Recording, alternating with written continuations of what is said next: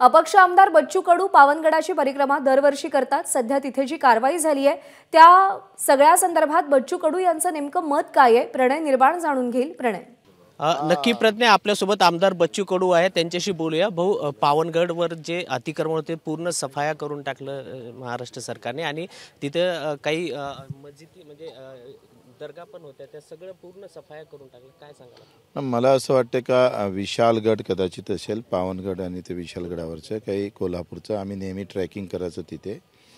आता ते मुळात तो किल्ला आहे आणि त्या किल्ल्याच्या आजूबाजूनं बऱ्याच किल्ल्यावर असे अतिक्रमण भरपूर प्रमाणात झालेलं आहे। तर जे अनावश्यक असेल ते काढलं असेल तर सरकारचं स्वागत आहे, परंतु छत्रपतीची भूमिका सर्व धर्मांप्रती अतिशय आदरपूर्वक राहिली आहे, त्याचाही विचार खरं तर केला पाहिजे।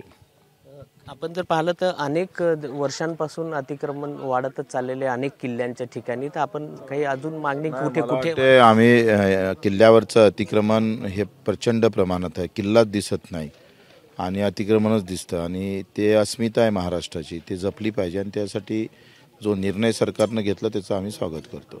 मदरशांची संख्या खूप आहे अनेक किल्ल्यांच्या ठिकाणी, तर ती पण काढायला पाहिजे। आता मदरसा असेल किंवा त्याला वेगळी पर्यायी जागा द्या।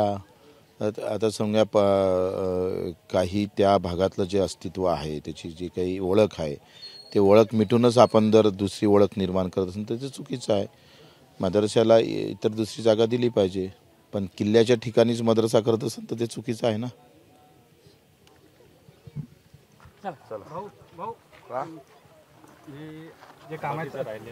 खरं प्रणय, त्यामुळे बच्चू कडूंनी प्रतिक्रिया दिलेली आहे। किल्ल्याच्या ठिकाणी मदरसे उभारणं योग्य नाही आणि असं म्हणत त्यांनी या कारवाईचं समर्थन केलेलं आहे। अतिक्रमणावरची कारवाई स्वागतार्ह असल्याचं बच्चू कडू म्हणालेले आहेत। एबीपी माझा, उघडा डोळे बघा नीट।